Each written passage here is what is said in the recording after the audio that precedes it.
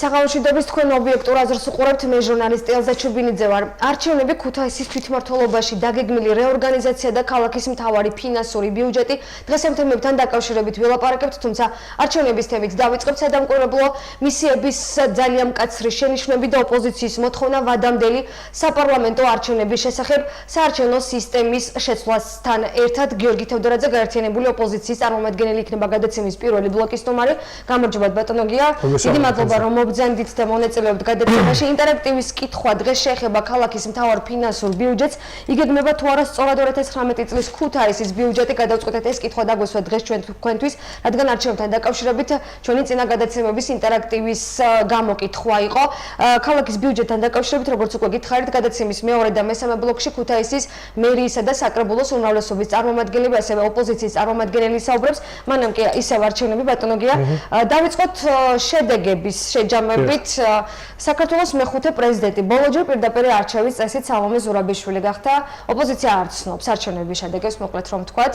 ძალიან ბევრი დარღვევა, მათ შორის საერთაშორისო სადამკვირვებლო მისიებისგან, ამერიკის შეერთებული შტატების საელჩოს, სახელმწიფო დეპარტამენტის ძალიან მკაცრი შენიშვნები იოლოთ, რომ ვთქვათ, თუმცა ხელისუფლება ამბობს, რომ არ არის ეს ისეთი კატასტროფული შენიშვნები და რომ აუცილებლად გაითვალისწინებენ ამას. უპირველეს ყოვლისა მოგესალმებით ელზა, ვისალმებით ტელემაყურებელს, ვისარგებლებ შემთხვევით და მიუხედავად იმისა, რომ ჩემი Facebook გვერდით სოციალურ ქსელში მქონდა პატივი იმ 36,676 ქუთაისელისთვის, რომლებმაც თავიანთი შედეგი ასახეს საბოლოო შემაჯამებლობაში ქუთაისის 59 საოლქო საარჩევნო კომისიის შემაჯამებელი ოქმის გულისხმობ, გადამეხადა მადლობა, ერთხელ კიდევ ვისარგებლებ ამ შემთხვევით და ვიტყვის სრული დარწმუნებით სული თვითწმენით, რომ ამ ადამიანებმა მხარი დაუჭირეს საპარლამენტო ქუთაისს, განვითარებას, პერსპექტივას, მომავალს და რაც ყველაზე უფრო მნიშვნელოვანია, ისეთ საქართველოს, სადაც ჩვენმა შვილებმა გვინდა იცხოვრონ.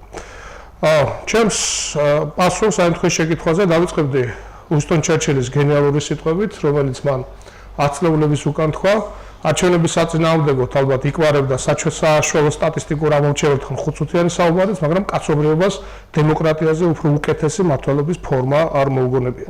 წინა ხელისუფლების მიღწევებზე, როდესაც ვსაუბრობთ ელზა, მე ვფიქრობ, წინა ხელისუფლების მიღწევებზე, ნაციონალურ მოძრაობას და მიხეილ სააკაშვილის გულისხმობ. ამ შემთხვევაში ალბათ უპირველესი არის არა ის ინფრასტრუქტურული პროექტები, რომელიც რეალურად განხორციელდა, არა ის ეკონომიკური წიაღსვლები, რომელიც რეალურად იქნა მიღწეული.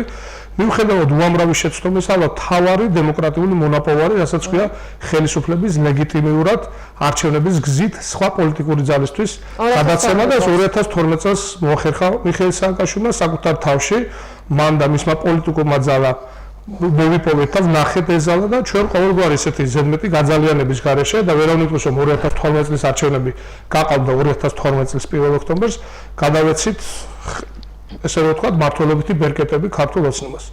როგორც ჩანს და როგორც ხედავ, მე ამისი ძალიან ესეთი გონივრული ეჭვი მაქვს და პოპულარულია და ესეთი რა ქვია, ფრთიან გამოთქვათ იქცა ესეთი ფრაზა გონივრული ეჭვი, რომ ქართული ოცნება და ბიძინა სააკაშვილი არ არის მზად ამისათვის და ბიძინა ივანიშვილი არ არის მზად ამისათვის და მათ ამისათვის შესაბამისი მზაობა არ გააჩნიათ. იმიტომ რომ ის რაც იყო 28 ნოემბერს 2018 წლის 28 ნოემბერს მე ამას არჩევნებს ვერ დავარქვე, ეს იყო შსს და ეგრეთ წოდებული რაღაც ქუჩის საერთო სპეცოპერაცია სახელწოდებით სალომე ზურაბიშვილი აუცილებლად პრეზიდენტად, მოსკივის, დაშინების, შანტაჟის, ზეწოლის პრაქტიკულად ყველა საარჩევნო უბანი ეს იყო ზეწოლის არეალი და ის ადამიანები, რომლებიც გაერთიანებული ოპოზიციის და სხვა პოლიტიკური სუბიექტების მხარეს აქტივისტებად იყვნენ ჩართულები ამ არჩევნებში, მე თქვი კიდევაც და კიდევ ერთხელ აღნიშნავ, არიან სამოქალაქო გმირობის ისეთი ცოცხალი მაგალითები, რომ მიუხედავად ამისა ამ ადამიანებმა შეძლეს შეუძლებელი და ის 36,700 ხმა და ამას დამატებული ის ხმა, რომელიც საოლქო საარჩევნო კომისიამ და საუბნო საარჩევნო კომისიებმა გაუბათილა გაერთიანებულ ოპოზიციას და რაც ალბათ საერთო ჯამში მინიმუმ იყო 38,000 ხმა, არის აი ამისი ძალიან ნათელი დასტური. აი ამის გამო ეხლა როდესაც ამერიკის სახელმწიფო დეპარტამენტი და მისი მაღალჩინოსნები გამოცხადა შეშფოთებას, ეს შეშფოთება ნიშნავს იმას, რომ შეშფოთებული უნდა იყოს ქართული დემოკრატიაც და შეშფოთებული უნდა იყოს ქართული ხელისუფლებაც. კარგის მაუწყებელია, რომ არ გამოუთქვამთ შეშფოთება. აი ბოლო წუთსაც მე მისი კომენტარი სალომე ზურაბიშვილი რომ საქართველოს დაიწყო ომი 2008 წელს, იმასაც ამბობს ქალტონელზე და ძირფასო ტელემაყურებლობა, მაგრამ ეს არის ადამიანი, რომელსაც შეუძლია უტიფრად და სწორედ აი ამ ნიშნით შეარჩია ის ბიძინა ივანიშვილმა და ვლადიმერ პუტინმა და კრემლმა უტიფრად შეუძლია ყველა ის მოსაზრება, რომელიც მისი დამკვეთისთვის არის მისაღები, ამისი კულტივირება შეეცადოს ქართულ მოსახლეობაში. არჩევნები პრაქტიკულად იქნა ტოტალურად გაყალბებული, უამრავი მაგალითი, ოქმი, შემთხვევა, აუდიო და ვიდეო მასალა არსებობს. ამის ამსახველი, ხა მაგალითად ვიტყვი, იყო უამრავი შემთხვევა, როდესაც მარკირებიანი ადამიანები ცდილობდნენ საარჩევნო ბაზაზე შესვლას და როდესაც ოქმის დაწერა დააპირეს ჩვენმა დამკვირვებელმა და დაწერილიც არის კიდევ ეს ოქმი, ეს ადამიანები მიიმალნენ. ანუ ამ შემთხვევაში ეგრეთ წოდებული რაღაც ქიმიური ხსნარით ხელის დასვრის მითი არის განხარებული, რომ ეს ადამიანები მიიმალნენ და საკუთარი სახელის და გვარის დამალვას სცადეს. იყო უამრავი შემთხვევა, აუდიო და ვიდეო მასალა არსებობს, როდესაც მიკროავტობუსები პირდაპირ იდგნენ სამაგიდოსიებით, რომელშიც ფოტოსურათ ბიომეტრიული სურათები არის და აი იქიდან ხდებოდა ამ ადამიანების დათვლა და მათთვის შესაბამისი ესეთი ფულადი ანაზღაურების გადაცემა. არის უამრავი ვიდეო და აუდიო ჩანაწერი, ნახეთ თქვენ ქუთაისში და ქვეყნის სხვადასხვა კუთხეში, როდესაც წინა საარჩევნო სხვადასხვა საქალაქო თუ ისეთი რა ქვია სხვადასხვა უწყებები ცდილობდნენ საკუთარი თანამშრომლების მობილიზებას, მათ კოორდინაციას და იყო პირდაპირ მნიშვნელობით გაცემული დავალებები, რომ შესაბამისი ნომრის შემოხაზვა, შესაბამისი ფოტოსურათითაც დაედასტურებინათ. ნუ ეხლა რაც კი შეიძლება იყოს გამოყენებული ზეწონისა და ტოტალური გაყალბების კუთხით და რაც არის სახელმწიფოს, ესე რომ ვთქვათ, ბერკეტების ქვეშ, ყველაფრის გამოყენება სადა ქართულმა უცნობა. მიუხედავად ამისა, ეხლა მე სხვა ქალაქებზე არაფერს ვიტყვი, ქუთაისში ფაქტიურად გაერთიანებულმა ოპოზიციამ მოიგო არჩევნები, მე შემიძლია ვთქვა სრული პასუხისმგებლობით, ის შედეგი, რომელიც არის დაფიქსირებული ოფში არის სწორედ ამ ტოტალური გაყალბების და ჩვენი ბიულეტენების გაბატონების შედეგი. მე სრული პასუხისმგებლობით ვიტყვი, რომ ბატონებო, როდესაც ოპოზიცია 38500 იღებს ქუთაისში, ეხლა შეიძლება ვერ შევედაო ბევრ ადამიანს და საბედნიეროდ ამ ქალაქში არიან ჩემზე გაცილებით დიდი პოლიტიკური გამოცდილების და საარჩევნო გამოცდილების მქონე ადამიანები, იმიტომ რომ ეს არის ამოუწურავი ინტელექტუალური პოტენციალის მქონე ქალაქი, მაგრამ შემიძლია მოგზაურობულად თქვა, რომ თქვენს მონამორჩისაც საკმაოდ გამოცდილება გააჩნია. 38000 ოპოზიციური ხმა ქუთაისში ნიშნავს იმას, რომ დღეს აი ქიმიაში არსებობს ეგეთი პრინციპი, რა ქვია, ელზა, როდესაც CO გამოდის ოთახში, როდესაც შანგბადის და CO-ს ესეთ ურთიერთთანაფარდობა კრიტიკულ სიტუაციას ახსოვს, მაშინ ხდება დეტონაცია, აფეთქება. დეტონაციის წინაშე ვდგევართ ეხლა ჩვენ, აი ამაზე განმოხტვა. დეტონაციის წინაშე, აი ეს რას ეძახით თქვენ ახლა ამ სიტუაციას, როცა ოპოზიცია, გაერთიანებული ოპოზიცია არ ცნობს შედეგებს და ვთქვათ, აი დღეს კიდე ერთხელ ძალიან ბევრი ოპოზიციური პარტია, ლეიბორისტული პარტიის ოფისში თბილისში გაიმართეს შეხვედრა. კიდევ ერთხელ დაზუსტებით მოითხოვეს მთავარი მოთხოვნები გაერთიანებული ოპოზიციის და რამდენიმე პარტია დღეს კიდევ შეუერთდა. რიგარეში არჩევნების არჩევნო სისტემის შესვლა პროპორციული წესით არჩევა ვადამდელი საპარლამენტო რიგარეში არჩევნები. აი ამ მოთხოვნების გაუთვალისწინებლობის შემთხვევაში ბატონო, ზოგადად აი ამ მოთხოვნების კიდევ ერთხელ განვიმარტოთ მაყურებელს და აი რას ფიქრობთ 16 დეკემბრამდე აქვს ვადა მიცემული გაერთიანებულ ოპოზიციას ხელისუფლებისთვის. თუმცა დღეს პარლამენტის უმრავლესობაშიც განაცხადეს, რომ ერთგვარად ანგაჟირებული და რაღაც მუქარანარევი საუბარი ოპოზიციისგან ისევ გრძელდება.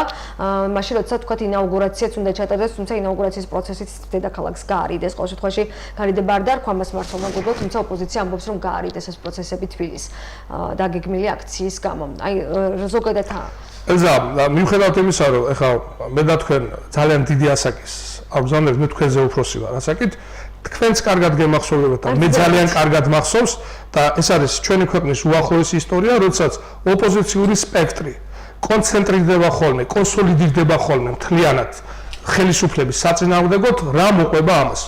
დღეს ფორმულა ყველას -1, რომელიც რეალურად მოდის სისრულეში, მეტყველებს იმას, რომ შეუძლებელია ყველა იყოს ამ შემთხვევაში შემცდარი და ხელისუფლება იყოს მართალი. ფაქტიურად ეს ნიშნავს იმას, რომ ხელისუფლების საწინააღმდეგო მუხტი ნელ-ნელა გროვდება, ღრმდება ხალხში, ამას დაემატება ისიც ჩემის აზრით და მინდა ასე თუ ისე ისეთი ოპტიმისტური წინასწარი დასკვნა გავაკეთო, ალბათ სამწუხაროდ ბიძინა ივანიშვილის რეჟიმი იმ გამოწვევებს და იმ დაპირებებს, რომლებიც უკვე დადგა აი ამ არჩევნების შემდეგ, მე გულისხმობ 600.000-იან ვალების რეესტრს, გულისხმობ პენსიის მატებას, გულისხმობ დევალვირებულ ლარს და ამის სხვადასხვა ესეთ სოციალურ ქალაქები რომ ძალიან სოციალურ და ეკონომიკურ პრობლემებს, რომელიც დღეს დამოკლეს מחვილივით აი ამ ხელისუფლების წინაშე ვერ გაართო შესაბამისად თავს, ამიტომ ეს უარყოფითი მუხტი კიდევ უფრო მეტად დაგროვდა და მე ვფიქრობ, რომ ამ შემთხვევაში ხელისუფლებას ერთადერთი გონივრული გამოსავალი გააჩნია აი ამ კრიტიკული სიტუაციის განმუხტვისა და დიახ, დღეს მიუხედავად მათ შორის ძალიან დიდი ღირებულებითი, ფასეულობითი და ორიენტირებითი განსხვავებისა, სხვადასხვა ოპოზიციური პოლიტიკური ძალები იყო ერთსულოვანი, რომ დღეს ქვეყანაში არის პოლიტიკური კრიზისი, აი ამ პოლიტიკური კრიზისის განმუხტვა შეიძლება ყველაფერს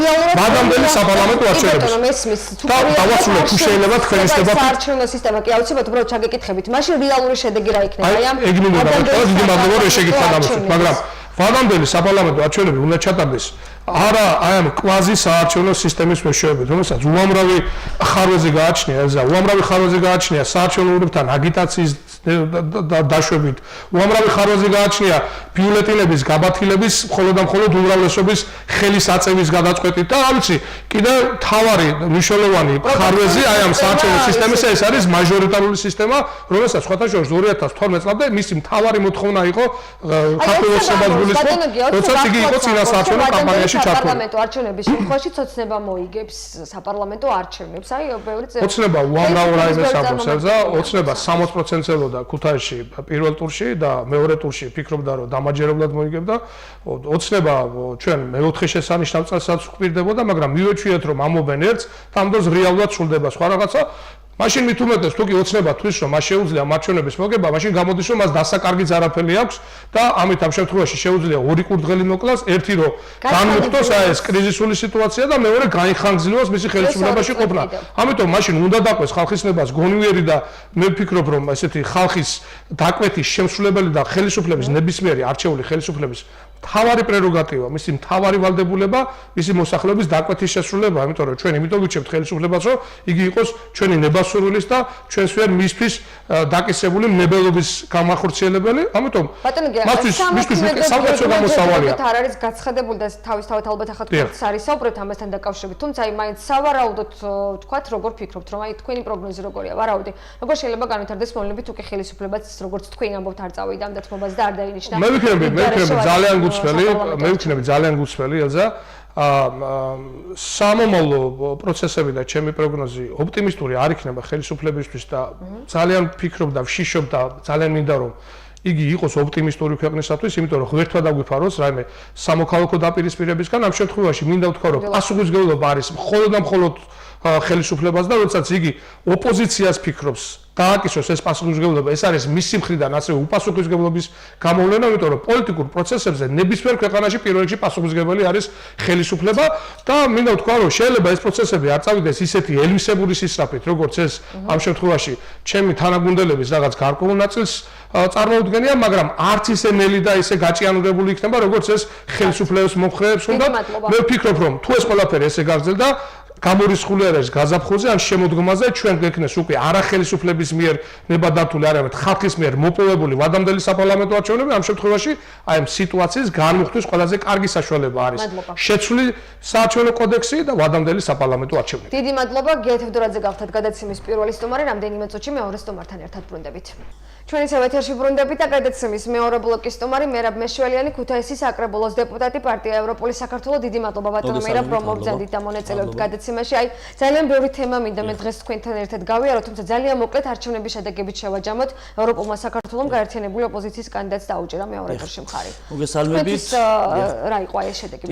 ჩვენ ევროპულმა საქართველომ დაუჭირა მხარი პროდასავლურ ძალას, რომელსაც თulit რომ იმ მოცემულობიდან გამომდინარე, იმ საერთო ინტერესებიდან გამომდინარე, სწორი გადაწყვეტილება იყო ევროპული საქართველოს ეს გადაწყვეტილება, იმიტომ რომ ჩვენ ამ შემთხვევაში ვებრძოდით ძალას, რომელიც არ არის ის ძალა, რომელიც სახელმწიფოებრივად აზროვნებს, არ არის ის კანდიდატი, რომელსაც აქვს სახელმწიფოებრივი ინტერესები. აი შედეგებზე რა შეგიძლიათ სწორედ თქვა, აქედან ბატონო, გამომდინარე, ჩვენი გადაწყვეტილება სწორედ ასეთი იყო, განცხადებული იყო, რომ მეორე ტურში თუ გავიდოდა ევროპული საქართველოს წარმომადგენელი ნაციონალურ მოძრაობას უნდა დაეჭირა მხარი, ხოლო თუ პირიქით მოხდებოდა, ამიტომ ჩვენ ვართ ის გუნდი, რომელსაც გვაქვს პასუხისმგებლობა, ჩვენ ვართ თანმიმდევრულები და ამიტომ ეს გადაწყვეტილება სწორედ გამოდიოდა იმ სტრატეგიიდან გამომდინარე, სადაც ამ წუთში სახელმწიფოების წინაშე დგას.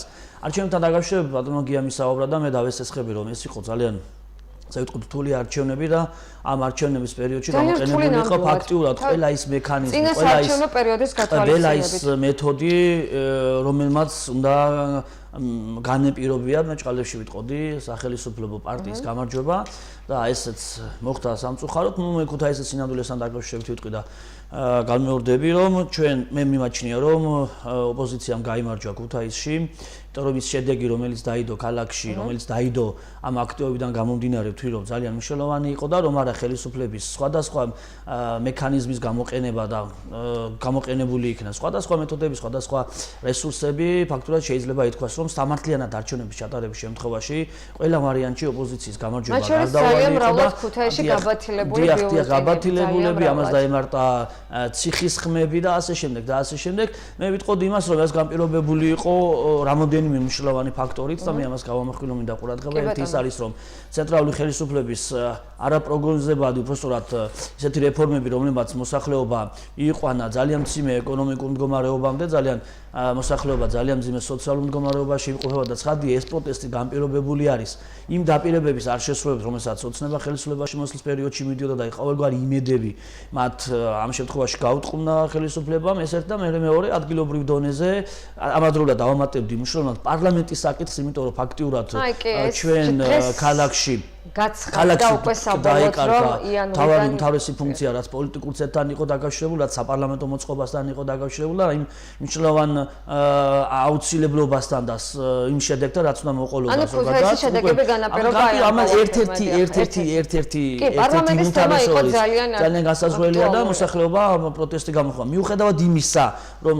ხელისუფლებამ ყველაფერი გააკეთა, რომ ფუნქცია პარლამენტისა მინელებული იყო, ისავარი ნიშნა და დანიშნულება რაც უნდა ქონოდა ქალაქში მისი პოლიტიკურ ცენტრად და მისი ეკონომიკური მდგომარეობის გაუმჯობესება მიანელეს აუცილებლად დაიკარგა და პლუს ამას მე დავამატებდი არანაკლები არის ადგილობრივი ხელისუფლების წვლილიც ამ შემთხვევაში ამ წაგებაში, იმიტომ რომ ჩვენ ოპოზიცია ყველაფერს ვაკეთებდით და როგორც საკრებულოს დეპუტაცია ასევე სხვა აქტივობები, რომლებიც ამ წუთში საკრებულოში არ არის, რომ ჩვენ მიგვეტანა მოსახლეობამდე ის არა შედეგიანობა, ის წარუმატებელი თემები, რაც ადგილობრივ დონეზე მე ვთვლი, რომ ადგილობრივ ხელისუფლებასთანაა დაკავშირებული და ამიტომ ეს იყო ყველაფერი პროტესტი. კი ბატონო, ეს თემები უფრო დეტალურად მინდა თქვენ გამოვისმინო, მათ შორის მიმდინარე წლის ბიუჯეტის და მომავალი წლის ბიუჯეტის, რომელსაც თქვენ ძალიან ესეთი შენიშვნები გაქვთ უკვე, მაგრამ მანდა მინდა რომ აი პოლიტიკური ნიშნით რეორგანიზაცია, თქვენ ახლა ახსენეთ ქუთაისში თვითმმართველობამ ყველაფერი გააკეთა ადგილობრივმა ხელისუფლებამ, რომ არჩევნები სხვა რამის გეკითხებით არა მოეგო, თუმცა აი ხელისუფლება პირიქით ამბობს, თვითმმართველობის ძალიან ბევრი წარმომადგენელი ერთ-ერთი მათ შორის იქნება ჩვენი გადაცემის თქვენს შემდეგ სტუმარი, არ იმუშავა საჯარო მოხელეებმა, როგორც ამბობენ და სწორედ აი ამ ნიშნით თქვენც მათ შორის უკავშირებთ პოლიტიკური კუთხით განხორციელებული რეორგანიზაცია. რას ნიშნავს ბატონო მე? ამის ადგილობრივ დონეზე ამას არ მალავს. რომ არ მისცა ხელისუფლების წარმომადგენლებმა და ამის გამო უნდა დაიწყეს ორგანიზაცია და რომელიმე თანამდებობის პირი ან რომელიმე პოლიტიკური მოღვაწე ამ პირობით და ამ შემთხვევაში იწყებს ორგანიზაციას, მე სწორად არ მიმაჩნია,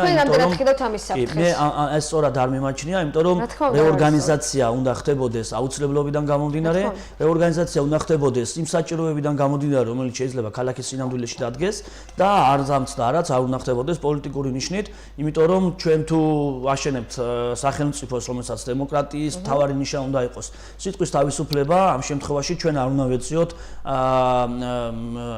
დამნაშავეები იქ, სადაც მე ვთვლი, რომ შეიძლება ითქვას არ არიან. მე სხვა პრობლემას ვხედავ ადგილობრივ ხელისუფლებაში და ეს არის ის მენეჯმენტის პრობლემა, ეს არის ზოგ შემთხვევაში მართვის პრობლემები, რომლებმაც მიიყვანა ბევრი პროექტი, ბევრი ჩაგდება. საჭიროება რამდენად არის თქვენ რა შეიძლება რეორგანიზაცია ზოგადად ჩვენ ვამბობდით და კიდევ ერთხელ განმარტავ, რომ ქალაქ ქუთაისის მერის მუშაობა, მე როგორაც მერაბ მეშველიას და არა მარტო როგორც ოპოზიციონერს, მერაბ მეშველიას არ მომწონს და ის რეორგანიზაციას იმთავითვე საჭიროებს. და საჭიროებს რატომ? მე არ მომწონს ქალაქის მერი, მე არ მომწონს სამსახურების მუშაობა, იმიტომ რომ ჩვენ მივიღეთ მენეჯერები, რომლებიც გაიქციან მოსახლეობას, რომლებიც არ ხვდებიან მოსახლეობას, რომლებიც არ დადიან, არ ესაუბრებიან, საკრებულოზე არ მოდიან, ეს მათი უფლებაა, შეიძლება არ მოვიდეს, მაგრამ ყველა ვარიანტში მერი ვალდებულია, რომ მეტი კონტაქტი ჰქონდეს მოსახლეობასთან, მეტი ესაუბროს, მეტი საჯაროება იყოს ყველა იმ პროექტისა, რომელიც ქალაქის სინამდვილეში დგას, მეტად განიხილოს და ჩართულობა მოახერხოს საზოგადოებისა, იმიტომ რომ ქალაქის სინამდვილეში რამოდენიმე ესეთი მნიშვნელოვანი პროექტის გადაწყვეტილება იქნა მიღებული,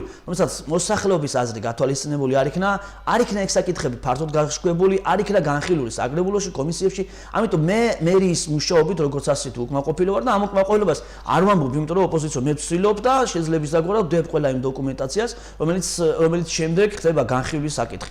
ამიტომ ის თუ ჩვენ ვეძებთ და ჩვენ გვინდა რომ ამ შემთხვევაში ვინმე თანამშრომლებზე გადავტეხოთ ეს ჯოხი, ეს არის ცალკე პრობლემა. მე მემაჩნია რომ ეს არა სწორი გადაწყვეტილება, იმიტომ რომ თუ რეორგანიზაციის თემების ჩვენ დაწყება გვინდა, მე კეთყვით ერთ რაღაცას, რომ ჩვენ რამოდენიმე, როდესაც რეორგანიზაციები დაიწყო და ახლობთ 1 წლის და შემდეგ გარკვეული ყველაფერს ვიტყვი, აი ის რომ რამოდენიმე სამსახურს დაემატა რამოდენიმე ტიპის ფუნქციები, ჩვენ ვამბობთ რომ არ იყო აუცილებლობა ამა თუ იმ ფუნქციის შესასრულად ცალკე განყოფილების შექმნა. რატომ? არა აუცილებლობა შეიქმნა ცალკე განყოფილებები, იმიტომ რომ ეს არის დამატებითი საშტატო ნუსხის დამატება, ეს არის დამატებითი ხარჯი, ეს არის დამატებითი რესურსის მოძიება და ასე შემდეგ, ამიტომ სრულიად შესაძლებელი იყო თუ ჩვენ ქამრის მოჭერის პოლიტიკით წავიდოდით, შესაძლებელი იყო ეს ფუნქციები აიღოს სხვა თანამშრომლებს და მე კონკრეტულად თავაზობდი ადმინისტრაციულ სამსახურში ძირითადად რამოდენიმე სამსახურის განყოფილებაში, სადაც ეს ფუნქციები შეიძლებოდა ათვისებულიყო და განხორციელებულიყო. ეხლა ჩვენ ამივიღეთ აი ამ განცხადებების შემდეგ რომ თუ ამას შევხედავთ სამართლებრივი კუთხით, რა თქმა უნდა, რეორგანიზაციის დაწყების უფლება, რომ მერიას ყოველთვის აქვს, მაგრამ ეს იმთავითე მიანიშნებს, რომ მან გარკვეული ხნის პერიოდში გარკვეული შეცდომები დაუშვა და არ გაითვალისწინა ის რეკომენდაციები, რომლებიც ჩვენ მხრიდან ოპოზიციიდან ეს აღიარება უკვე არის, რომ გარკვეული შეცდომები იყოს. თუ ჩვენ მივდივართ იმ მიმართულებით და აი მე როგორაც გავიგე რამოდენიმე თანამდებობის პირის განცხადებიდან, რომ შესაძლებელია მოხდეს რამოდენიმე სამსახურის დამატება გამორიცხულია რომ მოხდეს. დამატება შეიძლება მოხდეს ერთ შემთხვევაში, ამ შემთხვევაში გვაქვს 9 სამსახურის უფროსი და გვყავს 3 ვიცემერი და გვყავს 1 ქალაქის მერი. 13 დიახ, ქალაქის თვითმმართველობის კანონმა განსაზღვრა რომ ქალაქს ყავს ქალაქის მერი, პირველი ვიცემერი, მერი, ვიცემერი, არ წერია იქ რაოდენობა და სამსახურის უფროსები. თუ ამ შემთხვევაში ჩვენ ვაპირებთ გარკვეულ წილ სამსახურის დამატებას, მაშინ გამოდის უნდა ერთი ვიცემერის ფუნქციიდან ამოღება უნდა მოხდეს. თუ ხო, გაუქმება უნდა მოხდეს, იმიტომ რომ კანონი ამას ითვალისწინებს. თუ სამსახურის სამსახურის შესწავლას ვაპირებთ, გამოდის ერთი შესაძლო ვიცემერი დაემატოს. მე მგონია რომ უფრო სხვა რამესთან გვაქვს საქმე, ის რომ აქ საუბარი არის იმაზე, რომ სამსახურები წარმოადგენენ გარკვეული რეორგანიზაციის შესახებ, გარკვეულ რომელი თანამშრომელი მუშაობს და რომელი არ მუშაობს. მითხარით რა არის ეს კრიტერიუმი, რაც განსაზღვრავს? რა ხდება რეალურად ბატონო მე რა რეალურად თუ ეს არ არის პოლიტიკური ნიშნით რეორგანიზაციის დაწყება, თუ ამაში მართლაც დევს სახელმწიფოებრივი ინტერესი, თუ ამაში ძევს მართლაც ის განცდა რომ ქალაქში რაღაც უნდა შეიცვალოს, კიდევ ერთხელ ვამბობ რომ ეს არ უნდა გაჩერდეს ხოლო ქალაქის მერის დონეზე. ჩვენ ვაკეთებდით ყოველთვის და ამას დოკუმენტალურად ვდებით რომ მაშინ ეს უნდა გაგრძელდეს ეს ორგანიზაცია აი პერშიც და შეპესებს. კი ბატონო, ეს მინდა და მეკითხა, რა სარგებელი შეიძლება იყოს? იმიტომ რომ თუ ჩვენ სახელმწიფოებრივად გვინდა შევხედოთ და რეორგანიზაციის მთავარი ნიშა მართლაც არ არის პოლიტიკური დევნა იმ მოქალაქეებისა, ვინც ამ შემთხვევაში არ დაუჭირა მხარი, ჯერ ვინ იცის, ვინ არ დაუჭირა მხარი, ეს პრობლემა არავინ არ იცის, ვინ დაუჭირა მხარი. მეორე,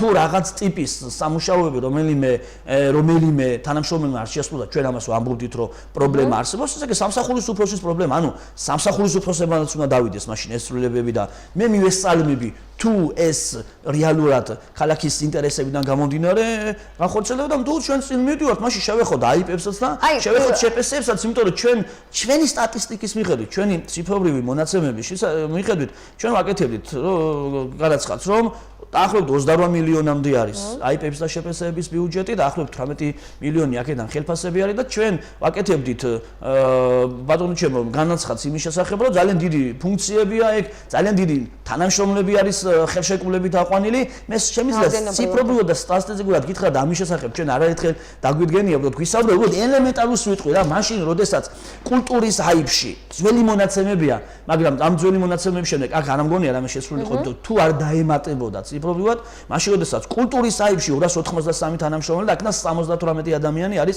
ხელშეკრულებით აყვანილი. სპეციალურში არის 490 ადამიანი. უკანათება 50. აი ბაღებში კადრი თქვენ ამას. სპორტის აიპში 524 ადამიანი 53 აქედან ხელშეკრულებით. მოადგილეებს გეტყვით რა, უბრალოდ მოადგილეებთან ასიტუაცია. კულტურის აიპში არის 3 მოადგილე, რომლის საერთო ჯამური ხელფასი წლის განმავლობაში არის 53200 ლარი. სპეციალურში არის ბატონო ჩემო 3 მოადგილე 57600 ლარი. ქუთგანათებაში 2 მოადგილე 31200 ლარი. ბაღების გაერთიანებაში 2 მოადგილე 31200 ლარი. სპორტში 3 მოადგილე 42000 ლარი. ქართულ ტრადიციებში 32000 ლარი. და ასე შემდეგ, ანუ და პლუს ამას მე ეხლა აი ბატონო მე რა ვთქვა იგივე დაიწყო აიპებში შემცირება ასე რომ იქაც რა ვთქვა რა დაზღვევის მექანიზმი პოლიტიკური ნიშნით პირადი ანგარიშწორების მიზნით არ გაუშვებენ თუნდაც აიპებიდან აი ნახე ის თქმა მინდა არა მე არ ვამტკიცე უბრალოდ კითხვას გისვამთ თუ ჩვენ ხო ვიცით ესეთ შემთხვევა რომ წინა შემთხვევაში როდესაც რეორგანიზაცია ჩატარდა რამოდენიმე თანამშრომლებმა ათეულმა თანამშრომლებმა ვინც ვერ გაიარა კონკურსში მონაწილეობა ეხლა არავინ არ უარყოს ეგ რომ ეს თანამშრომლები შემდეგ ხდებოდნენ სხვადასხვა აიპებში იმიტომ რომ აიპში დანიშნა უფრო ადვილი არის ის არ არის დაკავშირებული სხვადასხვა პროცედურებთან გართულებებთან არ არის დაკავშირებული კონკურსებთან და ასე შემდეგ ამიტომ იქ ყველა ვარიანტში შესაძლებელია კარგი რეკომენდატორის შემთხვევაში მოხდეს თანამშრომლების დამატება და მათი თანამშრომლად აყვანა ჩვენ ყოველთვის ვამბობდით რომ გაორებული ფუნქციები, აი მაგალითად გეტყვი რომ მართველებს ყავთ მოადგილეები ყავთ 2 და 3 თანაშემწეები ყავთ. აიპებზე საუბარი. კი, აიპებში ყავთ თანამშრომლები, მაგალითად ერთ და იგივე თანამშრომელი რომელიც შეიძლება ყავდეს. კი, გაყოფილი შტატის საბოლოო დროს რამდენი თანამშრომელი შეიძლება ყავდეს, ბატონო ჩემო, მას რა ქვია, სამსახურის უფროს ერთ და იგივე ფუნქციის მატარებელი, მის მოადგილესაც ერთი და იგივე ფუნქციის მატარებელი ყავს, ოღონდ სიტყვების გადათამაშება მოხდა იმის განსაზღვრის დროს. მაგალითად ხელშეკრულებით აყვანილთან დაკავშირებით გესაუბრეთ. აი მაგალითად გითხარით რომ ხელშეკრულებით აყვანილი თანამშრომლები ფილიალებში უფრო მეტი არის ვიდრე შტატით განსაზღვრული თანამშრომლები. ასევე გეტყოდით რომ ბევრი არის აი საზოგადოებასთან ურთიერთობის სამსახურები ფილიალებში მაშინ როდესაც თავად აიპის ყავს საზოგადოებასთან ურთიერთობის ხელმძღვანელი და ის არის ვალდებული მის შემადგენლობაში მის ორგანიზაციულ შემოადგენელ ფილიალში ეს არის საჯარო ინფორმაცია და ეს ინფორმაცია აქვს ყველას ბატონო მერაბ აი თქვენ როგორც ოპოზიციის წარმომადგენელი თქვათ თვლით რომ არ არის საჭირო კადრები ამ რაოდენობით აი მაგათაც მერი ამბობს იგივე აიპებისთან დაკავშირებითაც თავად მერის საჭიროა უბრალოდ კადრი ეფექტური მუშაობისთვის. თუ კიდევ ერთხელ ვამბობ, ჩვენ ვამბობდით, როდესაც რეორგანიზაცია მოხდა მერიის დონეზე, რომ ამდენი თანამშრომელი მერიის მმართველობისთვის არ იყო საჭირო და თურმე აღმოჩნდა, რომ რაოდენობა ამ თანამშრომლებისა მართლაც საჭირო არ არის. ანუ ჩვენ ამ პოზიციიდან გამომდინარე მართალი აღმოჩნდით. კიდევ ერთხელ მე ვიცი რომ ამ მიზანი ეს არ არის რომ მართლაც ამ კუთხით მოხდეს და პოლიტიკური ნიშანი იკვეთება, იმიტომ რომ განცხადებები, რომლებიც გაკეთდა, ბევრს ეჭვი გაუჩინა, რომ ეს სწორედ ამის გამო ხდება. ამიტომ ჩვენი ხედვები ამ ორგანიზაციამ საჭირო იმთავითვე მიანიშნებს, რომ ოპოზიციის პოზიცია მართალი იყო. კიდევ ერთხელ ჩვენ ვამბობთ, რომ აიპებთან შეპესებთან დაკავშირებით არის დუბლირებული ფუნქციები, არის თანხის დიდი რაოდენობით განსაზღვრა. ეხლა თქვენ კიდევ გეტყვით, რომ ამ ბიუჯეტში ემატება 2 მილიონი მეტი აიპებში და შეპესებში, ამიტომ ვამბობ რა, თუ ჩვენ გვინდა რომ სახელმწიფოებრივად ვიაზროვნოთ ხელფასებს ემატებათ? არა, აქ არის ბიუჯეტში მატება, მაგალითად კულტურის აივში ემატება ხელფასების ნაწილს, ემატება ხელფასების ნაწილს და ეს წინა საარჩევნო პერიოდში განცხადდა და თუმცა ჩვენ ვამბობდით რომ იმ დანაზოგით რომელიც შეიძლება განხორციელებული იყო საშტატო ნუსხიდან მაგალითად მე არ ვიცი არ ამგონია ვინმე მოარყოს რომ კულტურის აივში შესაძლებელი იყო მასწავლებლებისათვის მუსიკალური მასწავლებლებისათვის დამატება და ეს სწორი და კაი გადაწყვეტილება არის მაგრამ ეს განცხადება არ უნდა გაკეთდეს წინა საარჩევნო პერიოდში როდესაც საარჩევნო კამპანია მიმდინარეობს ასევე ხელფასების მატება არის ბიბლიოთეკაში ასევე შეიძლება ხელფასების მატება აღის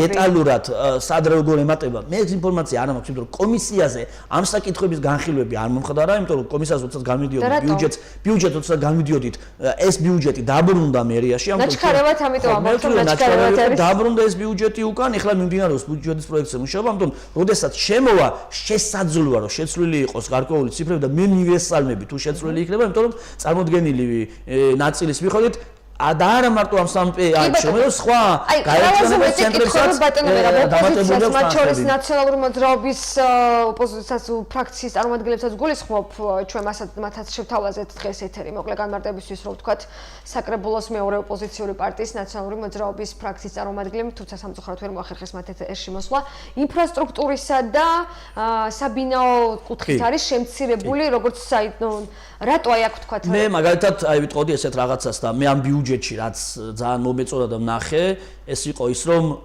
ჩემი პირადი და მოთხოვნა იყო და რა თქმა უნდა ევროპული საქართველოს ჩემი და ბატონი დათოსი რომ ჩვენ გვინდოდა ერთი მნიშვნელოვანი პროექტის დამატება ეს შეეხებოდა მრავალსართულიან ბინებში სარდაფების პროექტის გათვალისწინებას რომელიც წლის ამოტუმბითი პროგრამა იქნებოდა და აღმოჩნდა და თავიდან როცა შემოვიტანეთ ეს ინიციატივა არ იყო დამოკიდებულება საქმიანი დამოკიდებულება არ ჩათვლი იმიტომ რომ გაცხადებები იყო ამის საჭიროება არ არის ამის საჭიროება არ არის და ყველაფერი კარგად არის და როდესაც გავიდნენ ყველა კორპუსი უმეტესობას როდესაც მოსახლეობაში გავიდნენ აღმოჩნდა რომ ჩვენი პოზიცია ამ საკითხთან დაკავშირებით მართლაც მართებული ყოფილა და მართლაც მისასალმებელია რომ ეს საკითხი შემოვიდა და ამიტომ მე მინდა ვთქვა რომ ეს საკითხი ის 150.000 ჩაიდო ამ მიმართულებით ამისთვის ეს ძალიან მახსოვს ვადენობდი ძალიან აქტიურად თვალს მათ შორის არა მარტო თქვენს წინა საარჩევნო კამპანიასაც მოსახლეობის უმეტესობას ჰქონდა ეს მოთხოვნა მიყვარს ყველა ის განცხადება რომელიც გაკეთებული არის ევროპული საქართველოს მიერ ყველა ეს მოდის მოსახლეობის ინტერესთან გამომდინარე, იმიტომ რომ ჩვენ თვლით რომ ჩვენ ახლოს ვართ მოსახლეობასთან, ამიტომ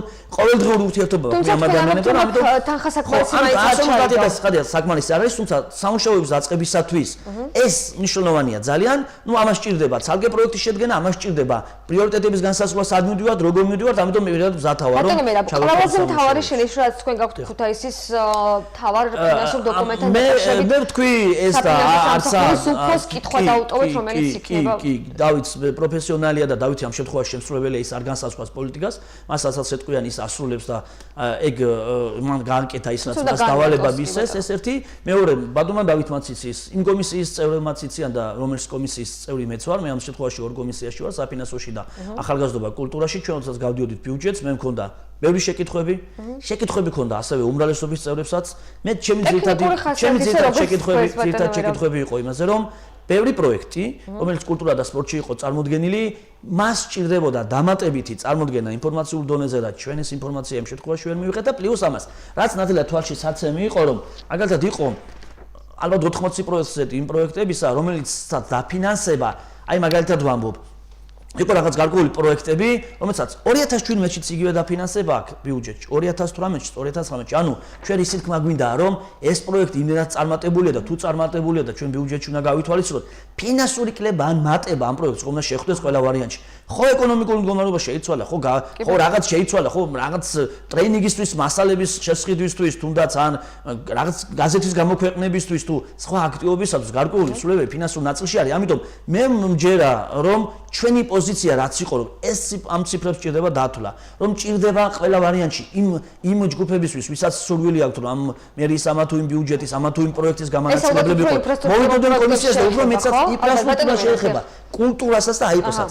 მე ერთი რამ შემიძლია ვთქვა, რომ ჩვენ ამ ციფრებთან დაკავშირებით, ამ რიცხვებთან დაკავშირებით დამატებითი შეკითხვები შემდეგ გავუშვათ უმრავლესობის წევრებსაც და ეხლა ვერ უარყოფთ ამას, რომ ეს ასე იყო, იმიტომ რომ იმ შეხვედრას ეწევოდა მასმედიის წარმომადგენლებიც, ამიტომ ჩვენ ვფიქრობთ ესეთ რაღაცას, რომ ბიუჯეტი როდესაც შემოვა საკრებულოს ხდომაზე მინდა რომ და მე ამას უზრუნველყოფ რომ საკრებულოს ეს შესაბამისი კომისიები იყოს გამჭვირვალე ამაში იგულისხმება რომ დაისხოს მასწავლებელი ის საშუალებები თუნდაც იყოს სატელევიზიო ჩართვა ან ლაივ ჩართვა იმისათვის რომ ყველა ის ციფრი რომელიც ამ შემთხვევაში უნდა გათვალისწინებული იქნოს ბიუჯეტში რა დგას მის უკან რატო დგას რა იგულისხმება რა ციფრები დგას და ვნახოთ რა საზოგადოებამ გაიგოს საჭიროება ამ თუ იმ პროექტისა ამ ბიუჯეტში არის თუ არა კიდევ ერთხელ განმარტავდა საზოგადოება და მოსახლეობამ ეს კარგად იცის რომ ეს ბიუჯეტი არც ქალაქის მერიის არც საკრებულოს და არავის არის ეს არის ჩვენი გადასახადები მოსახლეობის ამიტომ ქალაქის მოსახლეობა არის ის მთავარი დამკვეთი რომელმაც უნდა განსაზღვროს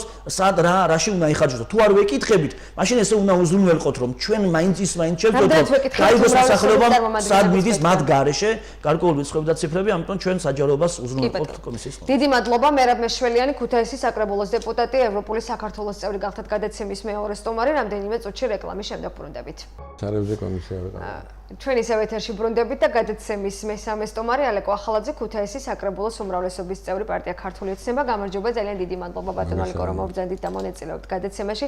არჩევნების შედეგებით შეჯამებით დავიწყოთ მოკლედ თქვენი მოსაზრებაც რომ მოისმინოს მაყურებელმა. ოპოზიცია ამბობს რომ რეალურად მით უფრო ქუთაისში გაერთიანებული ოპოზიციის კანდიდატმა მოიგო არჩევნები და სალომე ზურაბიშვილს ასე რომ ვთქვათ ხელისუფლება დაეხმარა გაყალბების შედეგებით. ნუ ეხლა მაგათ თუ მოусვენთ გამარჯვებითაც მაგათმა გაიმარჯვეს პრეზიდენტის მაგათმა აირჩიეს სადაც შენობაში იკრიბებიან და იქ პრეზიდენტს უკვე ესალმებიან ჰოლანდიიდან ასე რომ ეს რაღაც მართლაც დაემგვანა იმ სექტას სადაც ვერ გაურკვევია თუ ვინ არის არჩეული თუმცა ქართულმა მოსახლეობამ გააკეთა მკაფიო განაცხადი და ქუთაისლების განსაკუთრებით მე ქუთაისში ამორჩევლების ძალიან დიდი მადლობელი ვარ რომ აი პირველ ტურში რაღაც გარკვეული ჩვენი მოდუნების გამო როდესაც ძალიან დიდი სხვაობა იყო ძალიან დიდი სხვაობა იყო მათ გააკეთეს ძალიან მეორე ტურის მოგებას ბევრი არცვარი არჩევანი გააკეთეს და ფაქტიურად ჩვენ თითოეულ ქუთაისელს მოგწმინდეს სირცხვილი მომავალი თაობის წინაშე იმიტომ რომ ამათ რო გაიმარჯვათ ქუთაისში აი დამნაშავე ძალას რომელსაც ნაციონალური მოძრაობა და მათი ნამსხვრევები ქვია ეს იქნებოდა ძალიან დიდი სირცხვილი მომავალი ოპოზიციის კანდიდატი ეს იყო ყველა პარტიის უმეტესობის მხარდაჭერილი კანდიდატი თქვენ ახლა თავდამსხმელად შეგიძლიათ დამისახელოთ მე გაერთიანებული ოპოზიციაში შემავალი პარტიები ან რამდენი კაცი ყავთ თითოეულს ასე რომ არის ძირითადად იყო ნაციონალური მოძრაობა თავისი ნამსხვრევებით იგივე ევროპული საქართველო რომელიც თქვათ მათ შემადგენლობაში იყო ასე რომ ქართულ ქუთაისლების მე ძალიან დიდი მადლობელი ვარ აი ამ არჩევანის გაკეთებისათვის და მიულოცავ საქართველოს ის რომ ჯერ კიდევ გახსოვთ აი თავარ მეფის დროს როდესაც პირველი ხელმძღვანელი ქალი ბრძანდებოდა დღეს ყავს საქართველოში პირველი ქალბატონი პრეზიდენტად რაც შეეხება გაყალბებებს საკმაოდ ისეთი რთული და მწვავე შეფასებები მათ შორის მე უსმენდი ხა ბატონ გიორგის კი ბატონო უსმენდი ბატონ გიორგის და საერთაშორისო სადამკვირვებლო ორგანიზაციები ამერიკის სახელმწიფო დეპარტამენტი ისეთი არაფერი არ თქმულა იქ იმ ჩანაწერებში რომელიც არ ხდება თქვა უცხოეთის სხვა ქვეყნებში მაგრამ შემაშფოთებელი არ გაშფოთეთ პირადად თქვენ როცა ამბობს ამერიკის სახელმწიფო დეპარტამენტი მე საერთოდ უფრო მეტად აღშფოთებული ვარ იმითი რომ ამაზე საუბრობს ნაციონალური მოძრაობა და ხმე ბატონ გიორგის უსმენდი აქ და ისეთ ჩამონათვალს აკეთებდა მეგონა რომ რაღაც აღიარებით ჩვენებას აძლევდა თუ რა დანაშაულები აქვს მათ არჩევნების დროს ჩადენილი თვითონ და ამათზე გაცილებით მეტი მაგრამ ის რაც ეხლა თქვათ ისინი ამბობენ მე აი ერთ ფაქტს გავიხსენე ბატონალიკო იმიტომაც არ არიან ხელისუფლებაში 2012 წლის შემდეგ როგორც თქვენ ამბობთ თუ კი აყალბებდნენ არჩევნებს არა მარტო მაგიტო არა და ეხლა ამბობენ აი ჩვენ თუ შევცდით აღარა ვართ და ეხლა სასაცილოა ის რომ თურმე მიხეილ სააკაშვილმა 2012 წელს ჩააბარა მშვიდობით გადააბარა თქვენ გახსოვთ ალბათ რაზე წოლის პირობებში ჩატარდა 2012 წლის არჩევნები როგორი პირობები იყო და როგორ აი გამოგვლიჯეთ ხელიდან მათ მართლაც რეალურად იმიტომ რომ ხალხის საოცრად დიდი მოზღვავება იყო მაშინ არჩევნებზე და რა შეეხება არჩევნების შედეგებით ესეც უნდა ვთქვათ ობიექტურობისთვის ძალიან მაგარი აი რა გზა ქონდათ სხვა გზა ქონდათ ეხლა ისინი დღეს არ ცნობენ იმ არჩევნებს აგერ 20%-ით მოვიგეთ თითქმის და ეხლა მაშინაც რა გზა ქონდათ ეხლა უბრალოდ გონიათ რომ ეხლა რა უნდათ იცით მათ ბიზნეს სააკაშვილმა გააკეთა ძალიან კაფიო განმარტებები დღეს ორივეს შეგეშალათ არა აი ბიზნეს სააკაშვილს შეგნებულად თქვი და რატო თქვი იცით იმიტომ რომ ამათ ელანდებათ რომ ნეტავი ბიზნა იყოს სააკაშვილი მაგრამ მათ ელანდებათ და მე ვიტყვი რომ მიშა ვერასდროს ვერ იქნება ივანიშვილი ამდენად მათი სურვილია რამენერად ბიზინა იყოს სააკაშვილი, მაგრამ და რატო იცით? იმიტომ რომ ბიზინა ივანიშვილმა გააკეთა ძალიან მკაფიო მადლობა არჩევნების შემდეგ და თქვა რომ აწი დანარჩენი ჩემზეა და აი ეს სიტყვა აწი დანარჩენი ჩემზე, ანუ ის იმდენად მოტივირებული არის. მან უცხოეთთან დაალაგა ურთიერთობები და სხვა შორის ბატონმა ბიზინამ ძალიან კარგად ახსნა რომ პირველი 2-3 წლის განმავლობაში მათ მოუხდათ, აი ჩვენ ხელისუფლებას მოუხდა რამენაირად გადაეტეხათ იმ გარეში ერთგვარი ლობისტების მეშვეობით ამაცე თითქოს და შექმნილი წარმოდგენა და დაენახებინათ მათი სურათი. დღეს უცხოეთში ყველამ იცის მათი სურათი და დღეს ბიზინამ კაფეოთ ამბობს რომ აწი დანარჩენი ჩემზე მე ყველაფერს გავაკეთებ. ამათ ეშინიათ ეხლა რომ ბიზინა ივანიშვილი თავის დანაპირებს შეასრულებს და უნდათ აი ამ ცხელკვალზე უნდათ ეხლა რამენაირად არჩევნები რომ იქნებ ჩვენ რაღაც აი ხალხი მუხტი გვაქვს ხალხში ეხლა გავაკეთოთ თორე 2 წლის მერე ბატონი ივანიშვილი როდესაც გააკეთებს ყველაფერს და ხალხს შეუსრულებს მაშინ მათი ის იქნება მხარდამჭერები იქნება ნული და კიდევ ერთი ძალიან სწრაფად მზადდება ეხლა გადაწყვეტილებები და მე მგონია დადგება დღის წესრიგში მათი გასამართლების საკითხი ასე რომ შეიძლება ნაციონალურ მოძრაობას საერთოდ აიგზავნოს. ბატონო ლიკო, აი თქვენს პერიფრაზი მოახდინეთ ეხლა ბიზინა ივანიშვილის პირადად თქვენ როგორ გაიგეთ აი ეს გზავნილი გამოსწორება სიტუაციის? იყო მოსაზრება რომ ძალიან დიდი წმენდა სავარაუდოდ იგეგმება ქართულ ოცნებაში გუნდში. ან რეალურად მაშინ ესეც მინდა კითხოთ, რეალურად რა ხდებოდა 6 წლის განმავლობაში?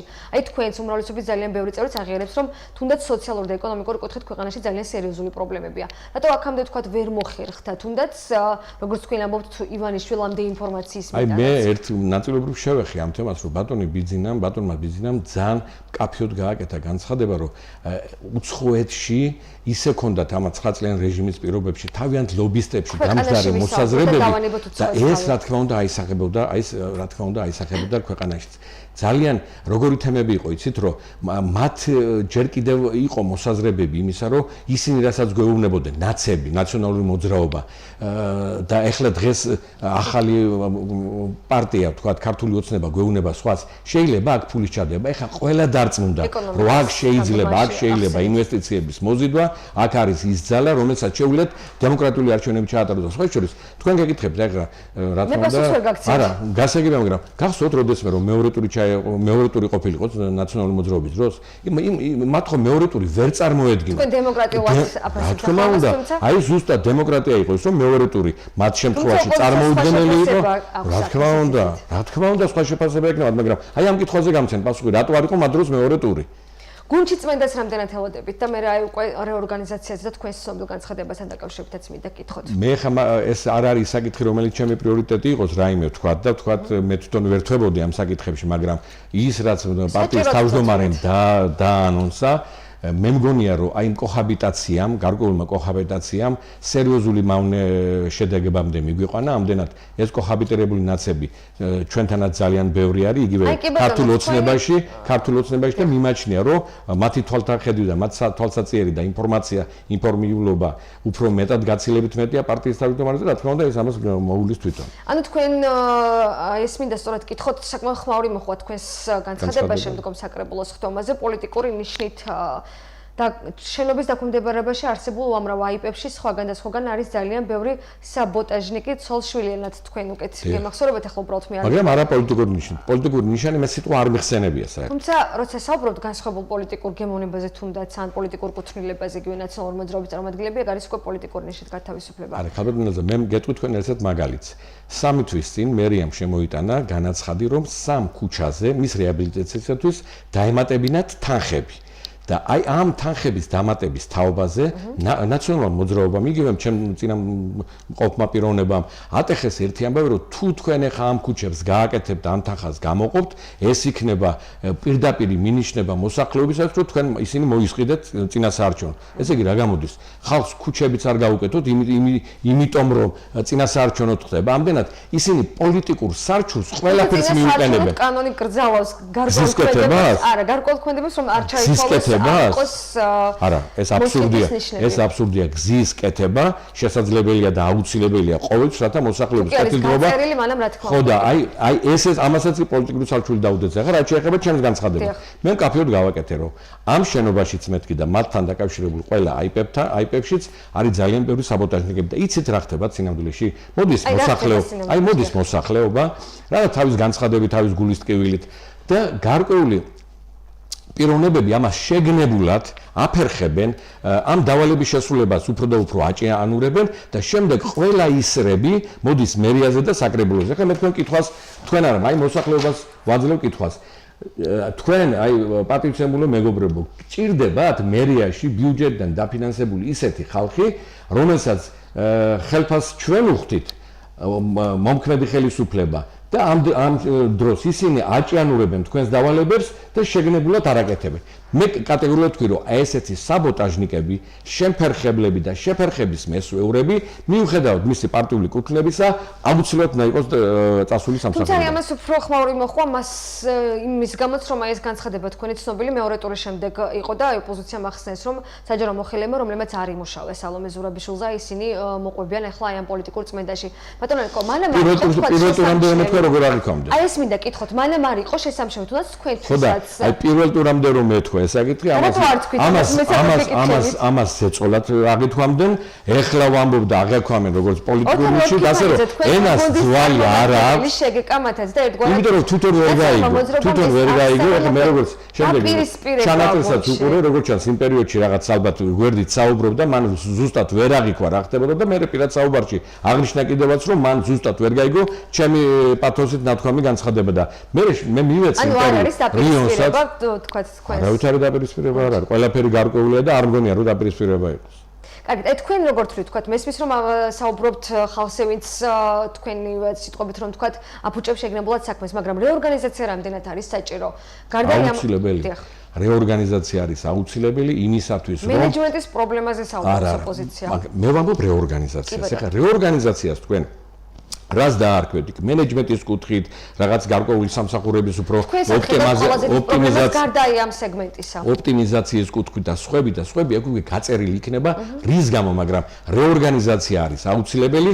თქვენ ახლა როგორ მიგაჩნიათ, ფაქტურად ისე გამოდის, რომ ხელისუფლებას აქვს თავისი დირექტივები, რომელსაც ახორციელებს ადგილობრივ დონეზე ვთქვათ მერია და საკრებულო და აქ ფაქტურად ეს საქმე ჩვენ მინდობილი გვაქვს ისეთ პიროვნებებზე, რომლებიც სპეციალურად არიან ხელოვნურად შემფერხებლები და მათ ვანდობთ მოსახლეობის ბედს.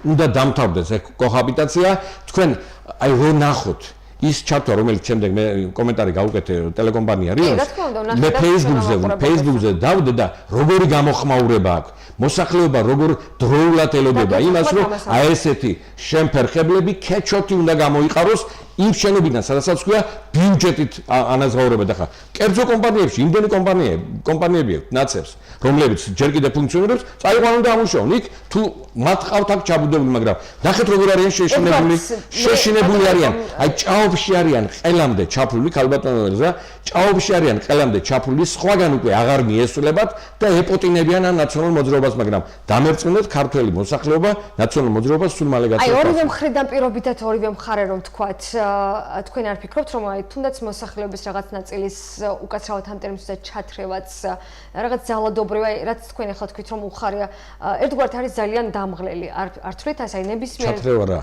ესე ჩვენ განცხადება არა, სხვა რამის ვიძახე, თუნდაც მოსახლეობის რაღაც ნაწილი არის ანგაჟირებული, ასე რომ ვთქვათ, რომ ნაცები ქეჩოთი უნდა გამოიყარონ. 6 წელიწადი არიან ანგაჟირებული ამ კუთხით.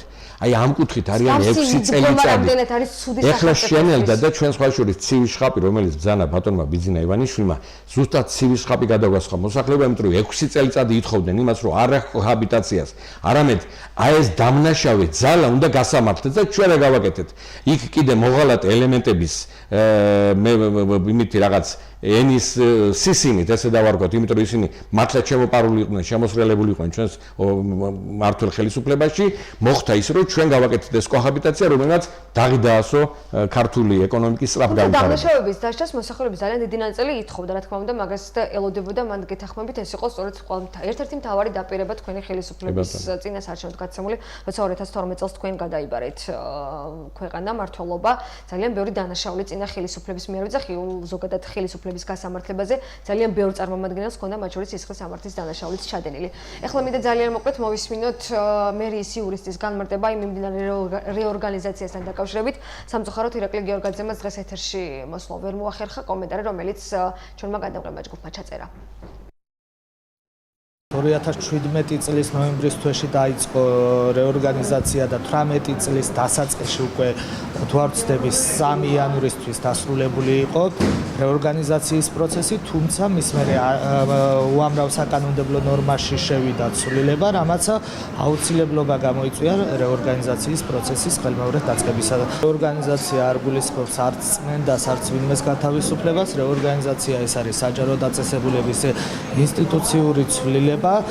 იგეგმება სამსახურების შერწყმა, გაყოფა, არ ვიცი, წარმოადგენენ წინადადებებს შესაბამისად სამსახურის უფროსები და კურატორი ვიცემერები თავიანთი კომპეტენციის ფარგლებში საბოლოო გადაწყვეტილებას აღნიშნულის თაობაზე მიიღებს მერი. რეორგანიზაცია ნამდვილად არ გულისხმობს შტატის შემცირებას, შესაძლოა რეორგანიზაციის დროს მოხდეს შტატის გაზრდაც. რეორგანიზაციას ვაკეთებთ, იმიტომ რომ საკანონმდებლო ცვლილებებმა განაპირობა და გამოიწვია აუცილებლობა გადახედილიყო როგორც სტრუქტურაზე, მერიის სტრუქტურაზე, ასევე შტატებზე. მომხდარიყო მერიის ინსტიტუციური მოწყობის ინსტიტუციური ცვლილება. სამაგალითოდ ვიტყვით, ადმინისტრაციულ სამართალდარღვევათა კოდექსში შევიდა მთელი რიგი ცვლილებები, რის შედეგადაც ადმინისტრაციული ზედამხედველობის სამსახურს ძალიან დიდი ფუნქციები მიენიჭა, საჭიროა მაგალითად ადმინისტრაციული ზედამხედველობის თანამშრომელთა შტატის გაზრდა, რაც თავისთავად რეორგანიზაციაა თუ არა სხვა არაფერი.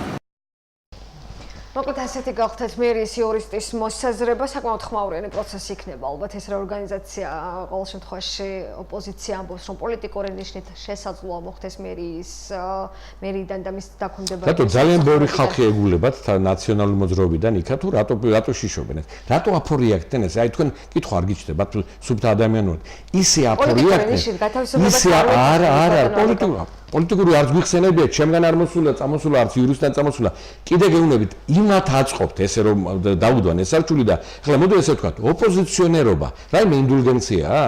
ოპოზიციონერობა მარტო იმას ნიშნავს, რომ თუ მე დავირქმევ ოპოზიციონერობას და ხელს ვერ შემეხება ვერავინ მიუხედავად იმისა, რომ ვიქნები შემფერხებელი? ამდენად ძალიან აწრიალდნენ, ძალიან აშრიალდნენ, როგორც ჩანს, მათ მართლაც აქვთ ინფორმაცია იმის თაობაზე, რომ რამდენი ნაციონალური მოძრაობის მიმდევარი ყავთ. აქ არა მარტო აქ ბაღებში, სკოლებში, სხვაგან და ფიქრობ, მე არ ვიცი, მათიციან ზუსტად და როგორც ჩანს, აი ეს გათვლავთ, რომ შესაძლებელია 2020 წლამდე აი ეს ხალხი იქ უკვე აღარ ეგულებოდეთ და მე მართლა დამთავრებულია მაგათ ნებისმიერ არჩევნებში რამოდენიმე ხმის მიღებაც კი და აი ახლა უნდა საჩქაროდ რაღაც არჩევნები ჩატარებო რომ ხალხში არსებული ეს მუხტი რომ და იმის მოლოდინი რომ არიქა ბატონი მიშა მობძანდება აი თითქოს ეს არ გაანელონ მაგრამ ხალხმა გააკეთა ძალიან მკაფიო განაცხადი იმის თაობაზე რომ არა დამნაშავე რეჟიმს და არა მოძალადებს. აქ გამორიცხულია მათ მოbrunებაზე საუბარი. ანუ თქვენ რიგარეში არჩევნების შემთხვევაშიც თქვათ, თუ კი დაინიშნება გამორიცხავთ რომ ნაციონალურმა მოძრაობამ უმრავლესობით შეძლოს საკანონმდებლო ორგანოში შესვლა. ჯერ ერთი იმას ვამბობ რომ არ დაინიშნება და ასეთი პრეცედენტი სახელმწიფომა არც უნდა დაუშვოს. მაშინ არა, მე არ ვამბობ მაშინ ჩვენ ვიქნებით ძალიან სუსტები, რომ აი ამ ძალების და მით უმეტეს უმცირობაში მყოფი ძალების გადავაყოლოთ თქვათ და მაშინ ეს უკვე დემოკრატია აღარ არის, ეს უკვე ანარქიაში გადადის და ჩვენ არ ვიქნებით მართლია, მაგრამ ესეც რომ მოხდეს, ჩათვალეთ თქვენ რომ აუცილებლად ისინი რა თქმა უნდა უმცირობაში და ამდენ ფულს ახლა რაც არიგენ კიდე რო იცოდეთ, ის გამორჩა ბატონ გიორგის, რაც მაგათმა ფული ღამღამობით დარბოდნენ, რაც მაგენი ღამღამობით დარბოდნენ, ყველაფერი ყველა იციან. პირიქით საუბრობს ბატონო ლიკო, აი მათ შორის ძალიან აბა მათ როდესმე უთქვეთ რომ ჩვენ დანაშაული აი დანაშაული ჩავიდინეთო უთქვიათ? იმდენი მკვლელობებზე დანაშაულზე უთქვიათ ციხეების კადრები რაც იცით. შეცდომები აღიარეს ესეც უნდა ვშ. არა, შეცდომა ძალიან რბილად ნათქვამია. შეცდომა არის ის რაც ჩაიდინა კი არა დაუშვა ქართულმა ოცნებამ და რომელიც გამოსწორებადია, მაგრამ მათ ჩაიდინეს დანაშაული და თქვენ წარმოიდგინეთ ის მათი მამამთავარი ჰოლანდიდან უკაცრავად მე რატომ რაში მჭირდება შეწყალება აი ამას იზახის თქვენს პრინციპში საუბრობთ ვერ მოხერხდა ამ დამნაშავების დასჯა მაშინ როცა ძალიან ბევრი წარმომადგენელი ასე რომ ვთქვათ დანაშაულებრივი რეჟიმის როგორც თქვენც ამბობთ არის კოჰაბიტაციაში და ძალიან მაღალ თანამდებობაზეც აი თუნდაც მურუსი აი უნდა გაწმინდავენ კიდევაც მაგათ აუცილებლად იმ კადრებს და ეს დაანონსა ვთქვათ პარტიის თავმჯდომარემ და მთავრობის ხელმძღვანელმა აი ზოგადად თუ თვლით რომ ერთგვარი კრიზისი შეიძლება შეიქმნას აი ამ სიტუაციაში როცა ვთქვათ ოპოზიცია ერთგვარად გარკვეულ დროს აძლევს ხელისუფლებას მაშინ როცა ინაუგურაციაც უნდა გაიმართოს იმ დღეს და აქვთ ესეთი მკაფიო მოთხოვნა საარჩევნო სისტემის შესვლა ადამდელი საპარლამენტო არჩევნებით რა შეიძლება იყოს გამოსავალი მე მესმის რომ თქვენ ამბობთ რომ არ უნდა გაიმართოს მესმის გამოსავალი ერთი არის ჩემის აზრით რომ ხელისუფლებამ უნდა შეძლოს მაქსიმალურად კანონის ფარგლებში ისე როგორც არის გაწერილი იმოქმედოს ისე და არავითარი ეს უკვე დათმობა არ იქნება რაღაც კონსენსუსზე საუბარი ამ საკითხში რაც მიუღწეველია და ფაქტურად წარმოუდგენელი რომელიც დააზიანებს მთელ დემოკრატიულ საზოგადოებას თუ ამაზე სახელმწიფო წავიდა ჩათვალეთ რომ ეს იქნება სახელმწიფოს ძალიან დიდი მინუსი ამდენად მათი მოთხოვნა ძალიან აი როგორ გითხრათ იცის ბავშვური არის მე მათ ურჩევდი ხა თუ ასე უნდა და გონიათ რომ პრეზიდენტი ყავთ მე მათ ურჩევდით რომ მოდი შეიკრიბონ სადმე ყავთ 1000 ფირმები რომელთაც ისინი კურირებენ და პრეზიდენტს თაყვანით აირჩიონ კიდე ჩრდილოვანი ეკონომიკის სამინისტროები მინისტრები დანიშნონ და არა და შეიკრიბებიან და რა ვიცი კალით ჩაატარებენ ბოლო კითხვა მინდა ბიუჯეტთან დაკავშირებით კითხოთ აი თქვენ პირადად რა თქმა უნდა უკვე იცით აი ეს პროექტი რომელიც მუშა პროცესი მიმდინარეობს ბოლო ბლოკში იქნება საფინანსო სამსახურის ხელმძღვანელი ჩვენი გადაცემის სტუმარი პირადად თქვენ თუ გაქვთ შენიშვნა აი ოპოზიციას აქვს ძალიან ბევრი შენიშვნა ბიუჯეტთან დაკავშირებით იგივე ხელფასების გაზრდას სავარაუდოდ თანხები რომლებიც კითხვის ნიშნის ქვეშ არის კულტურული და სპორტული ღონისძიებები გასაგებია თქვენ თუ მიაქციეთ ყურადღება ბატონი მეშველიანი საუბრობდა ჩემ წინ და ფაქტიურად ძალიან ბევრ მომენტებზე თქვა რომ აი ამას ვეთანხმები თანხები გაიზარდა ეს გაკეთა ნუმერი ცოტა იქ თვითონ დაიბრალა რომ ეს საკითხი ჩვენ რო დავაყენეთო მე რა თქვა ის წყლის ამავტომბის საკითხები როგორც ჩანს გაიღესო მართლა მაგეთმა დააყენეს ეს უკვე თქვა მანამდე დაყენებული იყო და საპარლამენტო არჩევნების დროს ხო კიდე ეს საკითხებას რომ თქვენ შეიძლება ამაში არ ახართ გაცნობიერებული ჯერ კიდევ საპარლამენტო არჩევნების დროს როდესაც კოვან არჩემაშვილი იყრიდა კენც იქიდან იყო ამაზე მცდელობები და საუბარი და ხო და ამას გარკვეული დრო უნდა თანხები ჭირდება იმიტომ რომ ქუთაის მაინც წირი ბიუჯეტია და აქ ერთი პარალელი მინდა რომ აი ძალიან კარგია რომ ამაში მოგვისმინაო მერიამ და ადგილობრივი ესე იგი ანუ ძალიან დადებითად ილაპარაკო რომ არის მომსმენი ხელისუფლება არის ძალიან ბევრი საკითხები ხელფასების მატება ყველაფერი მაგრამ აი საჯაროდ ვიზახი აგერ აი დავინიზლებები ვისაც უნდა ისინი მოვლენ იყვირებენ, იწივლებენ, თავის გულშემატკივრობას გამოხატავენ და ხარს არ დაუჭერენ ბიუჯეტს. რატო იცით? პასუხისმგებლობას არ აიღებენ, აი ეს განმარტება. ჩვენ აი ესეთ ბიუჯეტზე ვერ ავიღებთ პასუხისმგებლობას. თან რამდენად იყო ხშირი კომუნიკაცია და ვთქვათ პროექტი რამდენად იცის, რამდენად აისახა მოსახლეობის ინტერესები. რა თქმა უნდა, აისახა თქვენ ახლა რო იცოდეთ, მე მქონდა ბედნიერება იმისი, რომ აი ის მე ვიცემერი, რომელიც უშუალოდ ამ კურირებს ბიუჯეტის შედგენის საკითხებით არის დასაქმებული, ბატონი იუზავგლავა ერთად მოგვიწია უცხოეთში ვიზიტი და აი იქაც კი ვიზიტის დროს იქაც კი იქედან ფაქტობრივად მხოლოდ ბიუჯეტ საკითხებზე იყო ჩართული ქუთაისთან ყოველწუთიერ კონტაქტში. ასე რომ არის ძალიან ისეთი გუნდი, რომელიც საქმიანად ამ საქმეს უდგება, მერის ხელმძღვანელობით, ვიცემერები, თვითონ საფინანსო სამსახურები და არ მგონია ახლა ვთქვათ, რომ ამათი მაინც არ გამანდით ბატონო ალიკო, თუ ეთანხმებით შენიშვნა მაინც არ გამანდით. შენიშვნები შეგადაშიგ ჩვენ კომისიურ მუშაობებზე გავაკეთეთ, ახლა ჩვენ მოსახლეობის არ გადაღვით, მაგრამ მთლიანობაში არის გულისხმიერებით და მოსახლეობაზე ორიენტირებული ბიუჯეტი. კარგი, დიდი მადლობა ალეკო ახალაძე ქუთაისის საკრებულოს. მადლობა თქვენ. საკრებულოს წევრი, უმრავლესობის წარმომადგენელი გავხდათ გადაცემის მესამე სტუმარი, რამდენიმე წუთში საფინანსო სამსახურის უფროსთან ერთად ბრუნდებით ეთერში. ჩვენ ისევ ეთერში ბრუნდებით და გადაცემის ბოლო ბლოკის სტუმარი ქუთაისის მერიის საფინანსო პოლიტიკისა და სახელმწიფო შესყიდვების სამსახურის უფროსი დავით ნიშნიანიძე. გამარჯობათ ბატონო და თუ ძალიან დიდი მადლობა რომ მოგბრძანეთ დაგვაგვდეთ. მოგესალმებით ტელემაყურებელს. ცოტა მრავლად გქონდა დღეს თემები, ინტერაქტივის კითხვა და შედეგები ვნახოთ ამ დროისთვის.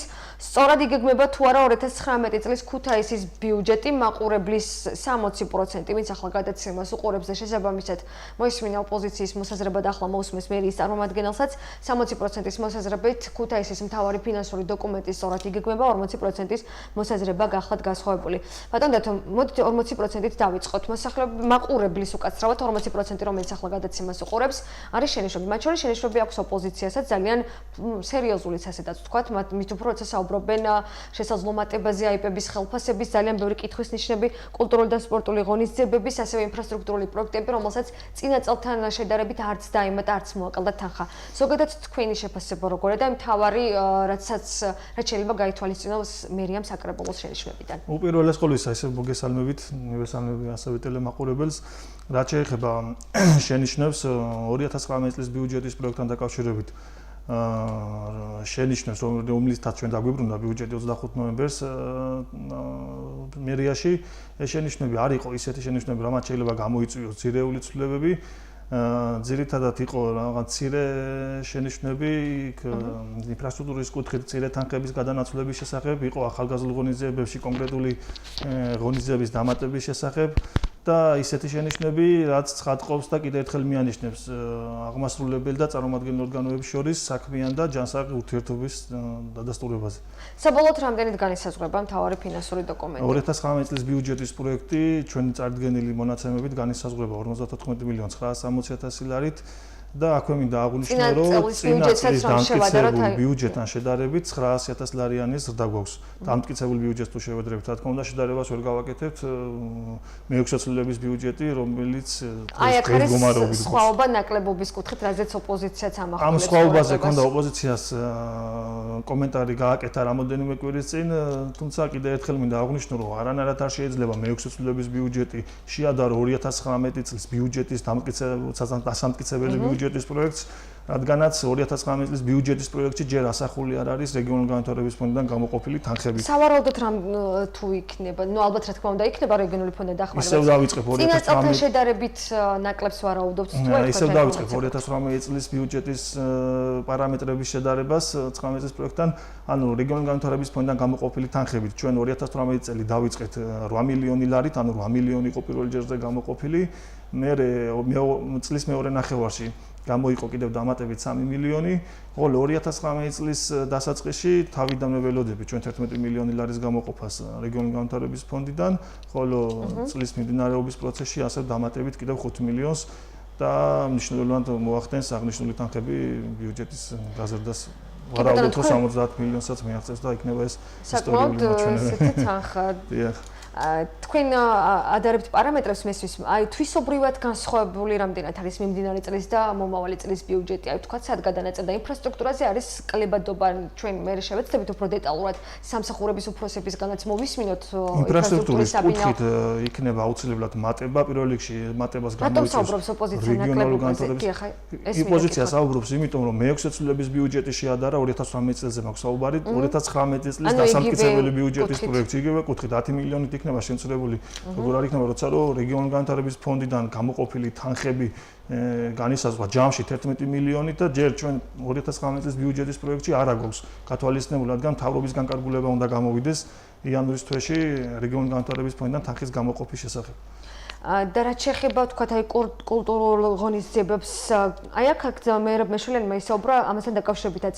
თქვენ თქვით რომ თვისობრივი ცვლილებები არ იქნება მუშა პროცესში და საბოლოო პროექტთან დაკავშირებით, თუმცა მაინც არის ძალიან ბევრი კითხვა. კულტურული სპორტული ღონისძიებები, თუ ფიქრობთ რომ თქვათ აი ამ კუთხითაც კიდევ ერთხელ გადაიხედოს ბიუჯეტი, ან საბინაოსთან დაკავშირებით რა ხდება? მთავარი კი ბატონო და მე საბინაოსთან დაკავშირებით 150,000 რომელიც გამოიყო ინფრასტრუქტურული მიმართულებით ბიუჯეტი იზრდება, ჩვენ წლის ნუ ვიმჯერებთ მარტო დამტკიცებული ბიუჯეტის პროექტი, ეს ყველა მუნიციპალიტეტში ასე ხდება, თავიდან დამტკიცებული ბიუჯეტი არც არ არის ასახული რეგიონული განვითარების ფონდის თანხები, რომელიც 100% ინფრასტრუქტურულ პროექტებში იხარჯება. როდესაც მოხდება ამ თანხების გამოყოფა, თქვენ ნახავთ ყველა რომ პირველივე ცვლილებაზე მოხდება მნიშვნელოვნად გაზრდა ინფრასტრუქტურული პროექტების დაფინანსება, მათ შორის საბინაო ინფრასტრუქტურის კუთხით და საგზაო ინფრასტრუქტურის კუთხით. ყველანაირი მიმართულებით, აი რასაც ინფრასტრუქტურა ქვია. კი ბატონო, აი პირადად თქვენ ბატონო თუ თქვათ ფიქრობდით რომ 2018 წლის მიმდინარე წლის ბიუჯეტის ალბათ აი როცა წელი უფრო მეტად დასრულდება, ოპოზიცია ისაუბრებს ამასთან დაკავშირებით. აი თქვათ თქვენ როგორ შეაფასებთ მოკლედ რომ თქვათ 2018 წლის მიმდინარე წლის ბიუჯეტი რამდენად იყო წარმატებული და რამდენად გამოყოფილი თანხების და შესაძლებლობების ფარგლებში ბიუჯეტი იყო წარმატებული, ჩვენ მოვახდინეთ ძირითადი პროექტების განხორციელება და უფრო მეც ვაპირებთ ასევე 2019 წლის მიმდინარეობის პროცესში, რადგანაც ველოდებით უფრო მეტი თანხების გამოყოფას და უფრო მასშტაბური ქუჩების რეაბილიტაციას ამ გამოყოფილი თანხების საფუძველზე. თქვენ ბერდათ თუ გქონდათ რაიმე შენიშვნა მოთხოვნა, თქვათ აზრი, რომელიც ვერ მოხერხდა, რატომღაც და ვერ იქნა გათვალისწინებული 2019 წელს აი ახალ ბიუჯეტს გულისხმობ. პირადად მე და პირადად ჩემი სამსახური უზრუნველყოფს იმ მოსახლეობიდან წამოსული ინტერესების თავმოყრას ბიუჯეტის პროექტში. აქ არ ხდება ჩემი პირადი ინტერესების გათვალისწინება, ან რომ მერის რომელიმე თანამდებობის ან საკრებულოს რომელიმე თანამდებობის ინტერესს გულისხმობ საჭიროებიდან გამომდინარე, თქვენიც დეტალურად ის ჩვენ მუშაობს 2019 წლის ბიუჯეტის პროექტზე მუშაობის პროცესში. ჩვენ გავითვალისწინეთ, ჩართული იყო საკრებულოს დეპუტატები, ის ხალხი, რომლის უკანაც დგას ის მოსახლეობა, რომლებმაც თუმცა ოპოზიცია ამბობს, რომ არ იქნა გათვალისწინებული მოსახლეობის მოსაზრება. მაგ ნაწილში ვერ დავეთანხმები, რადგანაც ჩვენ მაქსიმალურად შევეცადეთ დეპუტატების ჩართულობით, რომ ყველაზე მეტი საჭიროებები რაც იყო ქალაქში, ის გაგვეთვალისწინებია.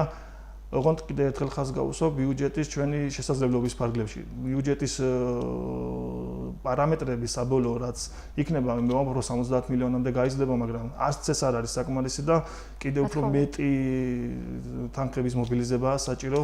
და რასაც მომავალ წელს გვირდებიან და დარწმუნებული ვარ, რომ გაიზრდება კიდევ და კიდევ უფრო მეტად. კი ბატონო, სოციალური კუთხით რა ხდება? აი უფრო დეტალურად მოვისმენთ კურატორისგან შემდეგ, მაგრამ გაიზარდა ბიუჯეტი 450.000 ლარით გაიზარდა სოციალური კუთხით ბიუჯეტი, სოციალური პროგრამების დაფინანსება პირველ რიგში აღნიშნავ, რომ 150.000 ლარით გაიზარდა მრავალშვილიანი დედების დაფინანსება, ანუ 850.000 ლარი იყო განსაზღვრული 2018 წელში და 2019 წლის ბიუჯეტის პროექტით ეს პროგრამის დაფინანსება გაიზარდა მილიონ ლარამდე.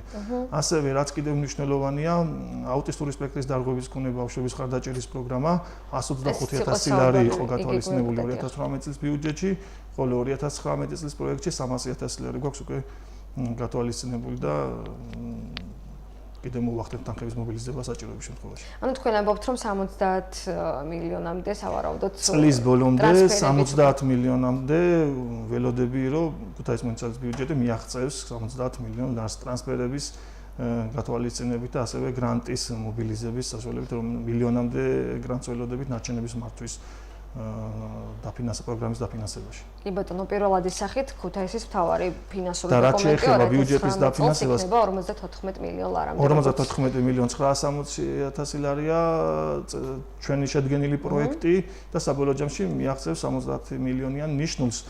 და აქ კიდევ მინდა ერთ მომენტს გავუსვა ხაზი, რომ 2019 წლის 1 იანვრიდან შეიცვალა მუნიციპალიტეტების დაფინანსების სისტემა ცენტრალური ბიუჯეტიდან.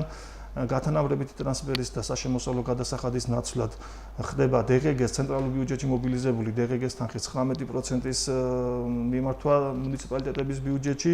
ეს ხდება კიდე ცალკეული ფორმულით 19%-ის განაწილება, რომელიც 956 მილიონი ლარისგან შედგება.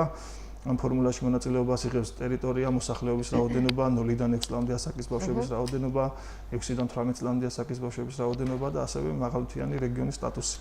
წარმომადგენლობითი ხარჯები და ხელფასების გაზრდა კიდე ერთი თემა, რაზეც ოპოზიცია ძალიან ხშირად აკეთებს აქცენტს მომავალი წლის ბიუჯეტში, ეს განისაზღვრა გაცილებით. ხელფასების გაზრდასთან დაკავშირებით ბევრჯერ გავაკეთეთ ამასთან დაკავშირებით კომენტარი რაღაცა. კიდევ ერთხელ ამ ეთერში რომ ვთქვათ. მეუცნაურება ის, რომ თავის მართლება გვიწევს იმ ცვლილებაზე, რაც ცვლილებაც ეხება პედაგოგების ხელფასების გაზრდას, სპეციალურ სერვისებში მეზობების ხელფასების გაზრდას, სკოლების, ასევე ბაგაბაღებში დასაქმებული აღმზრდელების, თანაშემწეების, ბიბლიოთეკის თანამშრომლების, კი ბატონო, ესენი ეს 50 ლარი, რომელიც მატება ჩვენ გავაკეთეთ თითოეულ ადამიანზე, ნამდვილად არ არის საკმარისი, მაგრამ ეს ჩვენ შევეცადეთ, რომ ჩვენი შესაძლებლობის მაქსიმუმი გაგვეკეთებია, ამ ეტაპზე შესაძლებლობაც გქონდა, რომ მათი ხელფასი შედარებით უფრო მეტად მიგვიახლოვებია იმ ნიშნულისკენ, რასაც ეს ადამიანები იმსახურებენ რეალურად.